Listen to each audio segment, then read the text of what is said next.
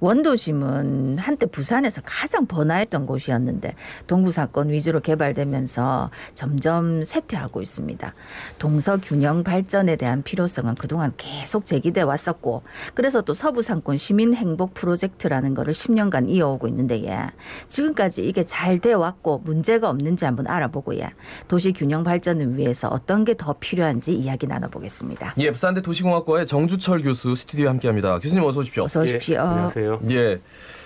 그러니까 부산시가 동서균형 발전을 위한다라는 얘기도 많이 했고 그리고 뭐 서부산에 뭐 많은 것들을 집중해가지고 뭔가를 하는 것처럼 이제 선언은 했단 말이에요. 그런데 그 시민들이 체감하기에는 아직까지는 많이 못 미치는 것 같아가지고 듣자니 저 서부산 시민행복 프로젝트가 10년간 지금 이어오고 있다. 이게 어떤 사업입니까? 예, 이게 아마 2011년 그 당시 이제 허남식 시장님 재직 때 동서 불균형이 너무 이제 심해지고 당시에 이제 부산 인구가 이제 쇠퇴되는 당시에 이 서부상권이 한 두세 배 더 인구 쇠퇴가 되어서 그때 부산 연구원에서 이 강동권 창조도시 조성 마스터 플랜이라는 걸 만들었습니다. 그래서 이게 이제 북구하고 사하구, 사상구 요 세 개에 좀 집중해서 여러 사업들을 좀 여기에다 집중해서 좀 도시를 좀 더 활성화시키자 뭐 그런 사업으로 이제 진행된 사업입니다. 사실 이제 지금까지 돈도 굉장히 많이 투입됐다고 알고 있는데 어떤 사업들이 구체적으로 진행됐는지 또 그 평가를 좀 해주신다면. 이게 그래서 2011년에 이제 마스터 플랜 만들어지고 2012년부터 2019년까지 이제 8차에 거쳐서 한 26개 분야에 이제 한 총 이제 12만 348억이 이제 투입이 되었는데요.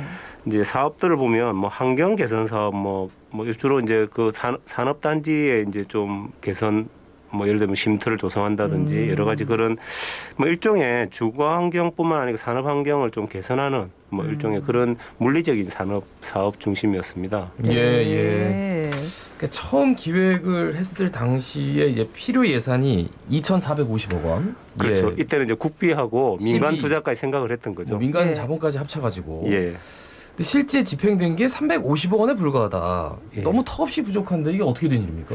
그러니까 이제 12만 투입된 거죠.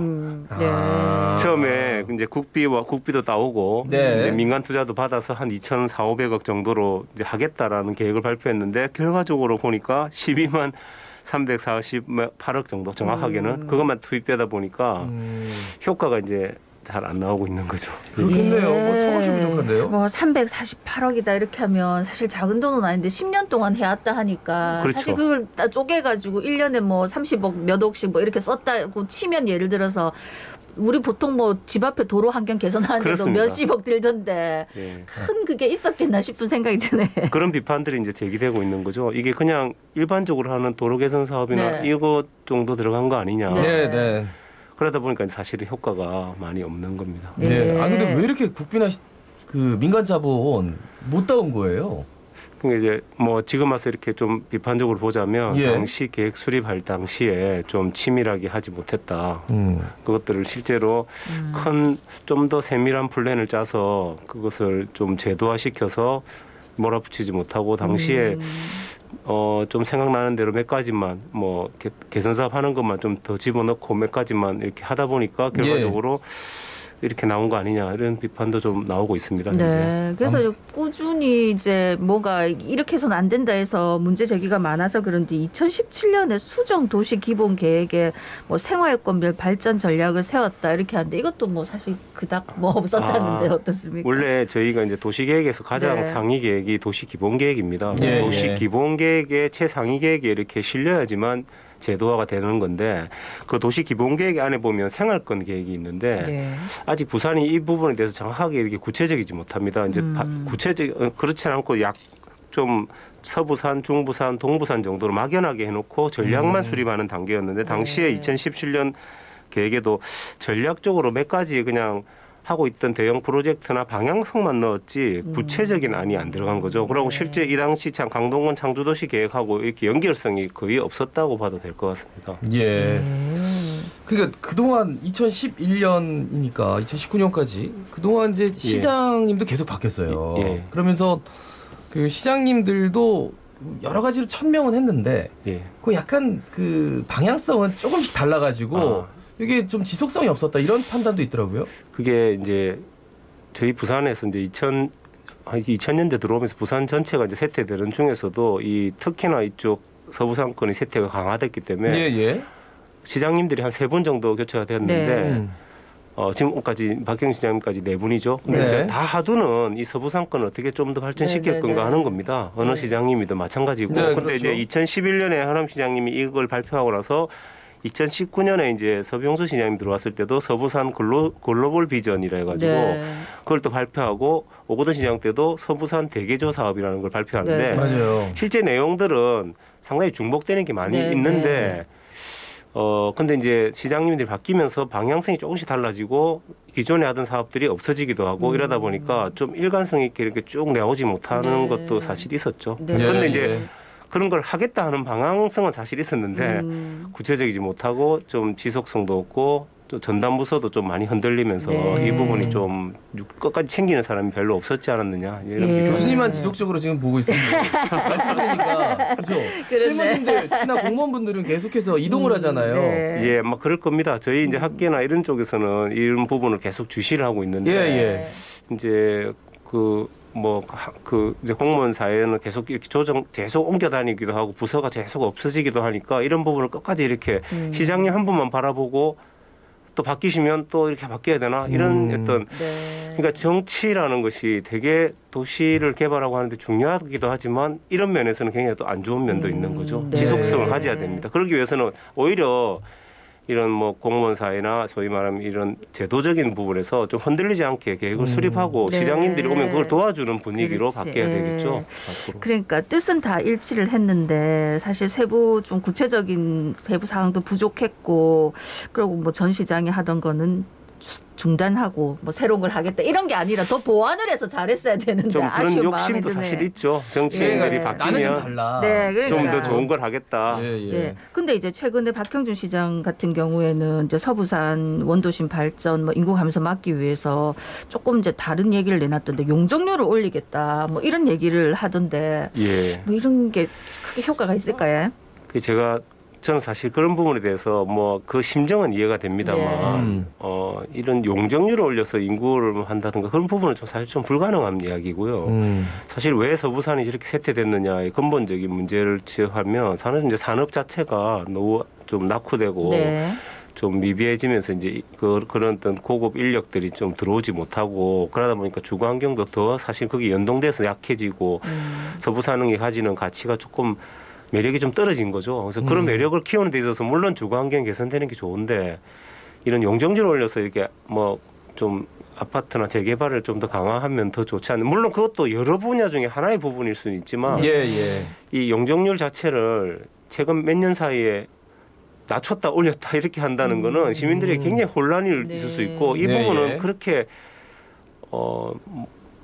짧은 시간 내에 이렇게 올리고 내렸다 하면 안 되는 겁니다. 사실 용적률 상향의 부분은 이게 뭐 민간 건설사에서 굉장히 반길 만한 일이긴 해요. 근데 물론 우리 지역에서 내가 돈 좀 덜 내고 아파트 좋은 거 올라가면 좋겠지만 당장 도로도 없고 그 앞에 뭐 인프라도 없고 근데 지하철도 안 오고 그러니까 그런 것들을 그렇습니다. 같이 이제 해줘야 되는데 그런 면에서 이제 제가 항상 이야기하는 것이 거기에 사는 사람들이 물론 예를 들면 서부 상권을 해운대 같이 만들고 싶죠. 그렇지만 그것이 사실은 다 그렇지가 않고 모든 지역이 강남처럼 만들자 하기는 어렵지 않습니까? 사실은 거기 사는 사람들을 위한 뭐 통학, 통건, 뭐 여가 생활, 공원 서비스 이런 일상 생활을 하는데 전혀 뭐 좀 어려움이 없게끔 생활권을 중심으로 만들어가는 게 중요하기 때문에 그런 부분에 대해서 더 많이 신경 써야 되는 거죠. 문화라든지 교육이라든지 모든 분야가 다 종합적으로 됐을 때 그 지역이 살아날 수 있습니다. 그러니까 2,450억 원에서 이제 국비가 빠졌다는 거는 그런 인프라에 들어갈 돈들이 제대로 들어가지 못했다라는 반증이기도 하잖아요. 아마 그렇게 생각이 듭니다. 그러니까 그래서 굉장히 현수막에 많이 걸려 있거든요. 국비 얼마 따냈습니다. 이렇게 가다 보면은 이제 국비를 따내기 위해서는 이제 전반적으로 계획이 굉장히 탄탄해야 되고요. 그 정부가 하고 있는 부분에 대해서 굉장히 세밀하게 들여다보고 있으면서 우리가 갖고 있는 계획과 연동시켜야 되거든요. 그래서 그런 부분을 항상 책임져야 되는 부서가 있어야 되는 거죠. 그래서 국가적 상황에서 어떻게 대처할 것인지가 이제 시의 역량입니다. 그러니까 그동안 쭉 이런 문제들을 지켜본 교수님께서 조언을 하신다면 뭐 어떻게 하면 제일 좋겠습니까? 해결책이. 그래서 저는 아까 예. 금방 앞에서 말씀드렸는데 이런 생활권 관련 계획을 좀 더 강화해야 되는데요. 서울시 같은 경우는 서울 도시기본계획 아래 5대 생활권 안에 25개 정도의 권역 생활권에 117개 정도의 소생활권을 계획을 촘촘하게 만드는 네. 겁니다. 근데 그걸 만들 때 이제 시민들이 참여하는 거죠. 예. 그렇게 해가 시민들이 원하는 방향으로 만든다면 어떤 시장님이나 정치인이 바뀌더라도 그걸 바꿀 수는 없거든요. 네. 예, 그걸 예. 내가 도와주겠다 해야죠. 정치인들 입장에서는. 내가 만들어가지고 이렇게 해주겠다는 개념보다 내가 이런 것을 지원하겠다. 근데 그런 계획은 쭉 앞으로 예를 들면 100년 계획인데 한 20년 계획을 쭉 세우고 조금씩 그걸 추진해 나가는 방향으로 그러니까 생활권, 그러니까 시민의 눈높이 계획으로 계속 만들어 가야 됩니다. 그리고 예, 그 예. 지역에 사시는 분들도 사실은 자기 지역에 대한 애착이 엄청 강하시거든요. 네. 예, 그렇죠. 그래서 그런 부분에 대한 참여를 통해서 우리 지역을 어떻게 발전시킬 건가를 시민들 사이에 논의를 하고 이제 그런 것들이 사실은 어떤 낙후된 지역을 계속 살릴 수 있는 어떤 일종의 동력이 될 수 있다고 네. 생각합니다. 그런 면에서 시가 계속 지원해야 된다고 봅니다. 그 어떤 도시보다 부산에 대한 자부심이요. 부산 시민들이 어마어마하고 그렇습니다. 특히나 본인들이 사는 지역에 대해서 너무나 많이 잘 알고 계시거든요. 근데 그런 분들의 어떤 의견이 좀 반영될 수 있는 용역. 그런데 지금까지 이제 기술 용역을 일단 맡길 거 아닙니까? 그러면 어떻게 이루어지는 거예요? 그게 왜 이렇게 좀 괴리가 있는 겁니까? 그렇지. 이제 사실 현실과? 지금 도시기본계획 또 영역도 저희가 이제 학계에서도 계속 이야기하는데 이걸 왜 기술 영역으로 해가 업체한테 그냥 맡기느냐. 예. 연구 영역을 해서 예를 들면 부산연구원, 예를 들면 그 연구원 박사님들이 뭐 수십 명이 되시는데 총 동원을 하더라도 같이 그런 모든 제일 중요한 계획에 좀 연구자들 참여시켜서 시민들과 예. 함께 해야 되는데 사실은 서울이라든지 뭐 타도 시도는 그렇게 하고 있는데 이걸 저희는 이제 기술 영역화 시켜버리니까 뭐 업체가 그냥 뭐 이런 건축 뭐 도시 관련 영역 업체가 서울 업체들이 내려와 버리니까 부산에 대한 현실을 물론 뭐 잘하시는 프로들이긴 하겠지만 예. 지역에서 이렇게 계속 있지는 못하지 않습니까? 네. 그래서 그러다 보니까 좀 현실감이나 현장감이 또 좀 떨어지고 그래서 계속 그런 부분을 좀 개선해 놔야 되고 물론 이제 그 부산에 있는 뭐 예를 들면 부산시 관련 연구원이잖아요. 네네. 그런 데를 좀 더 이렇게 역량을 더 강화시킬 수 있게끔 뭐 하는 것도 부산시 역할이 아닐까 싶어요. 전 몰랐어요. 아무리 전문가라 하더라도 그건 좀 그냥 들어도 이상하긴 하네. 서울에 뭐 어디에 대해서 연구 용역하는데 부산 사람들이 쭉 가가지고. 그러니까 결국은 이제 서울에서 뭐 조금 성공했던 케이스를 네. 부산에 갖다 이렇게 끼워 맞히는 듯한 공식에 약간 때려 넣는 듯한 그런 느낌이 들어서 그러면 이제 부산연구원의 역할도 좀 더 보완을 해야 되고 예, 저는 역량을 뭐 집중할 필요가 있다 이런 말씀이시네요. 그렇죠. 부산시가 이제 지원하는 예를 들면 부산시 산하연구원이고 이제 그런 우리의 모든 역량들 뭐 그 공무원 역량도 마찬가지고요. 연구원 역량도 그렇고 우리 대학도 마찬가지고 어떻게 같이 우리가 자체적 역량을 강화시킬 건가?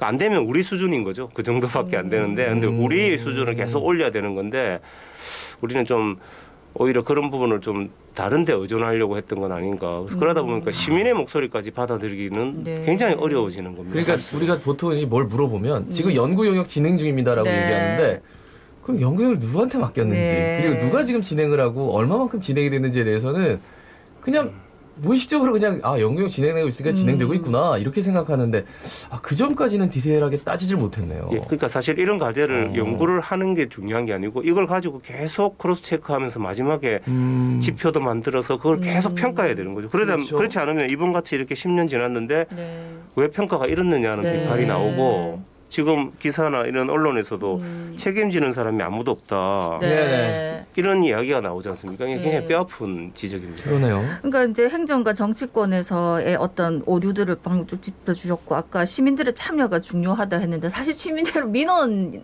넣는 거 말고는 참여가 사실 힘든 것도 사실 아닙니까? 그렇죠. 시민 참여를 이제 민원으로 보는 거죠. 예. 그러다 보니까 사실 제안으로 받아들여야 민원 엄청 되는데. 부담스럽다고 네. 보는 거거든요. 그게 인식을 좀 전환이 필요하고 물론 민원인성 어떤 참여도 있지만 네네. 기본적으로 시민들이 이제는 굉장히 지적으로 많이 높아지셔가지고 네. 우리 네. 지역에 대한 관심도 굉장히 높고 저희가 이제 시에서 이제 시민계획단이라든가 이런 것도 만들어서 몇 번씩 해보는 걸 보면 시민들의 어떤 수준이 굉장히 높습니다. 네. 근데 그런 시민들이 사실은 공적인 영역에 들어오셔가지고 자기의 의기를 표시하는 건데 시로서는 굉장히 그런 것들이 좋은 거죠. 좀 예. 받아들여야 되는 거고. 우리 시민들께 당부의 말씀 마지막으로 좀 부탁드릴까요?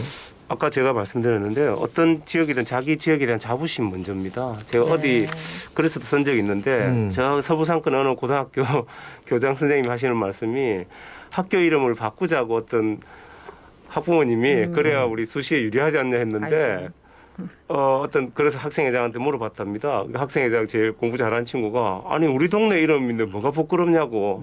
그래서 우리 교장 선생님이 내가 잘못 생각했던 것 같다. 제가 어디 가서 들었던 이야기인데요. 네. 교육청에서. 그렇죠. 자기 지역. 그것은 그 교장님도 하시는 말씀이 우리 지역에 대한 자부심. 그래 우리 고등학교도 더 좋아지고 지역도 좋아진다. 네. 그런 면인 것 같습니다. 네. 알겠습니다. 예. 말씀 잘 들었습니다. 고맙습니다. 고맙습니다. 네, 지금까지 부산대 도시공학과의 정주철 교수였습니다. 예, 자갈 찾으면 17,785회 박상원이었습니다. 아나운서 김동현이었습니다. 오늘도 힘찬 하루 보내십시오. 고맙습니다. 고맙습니다.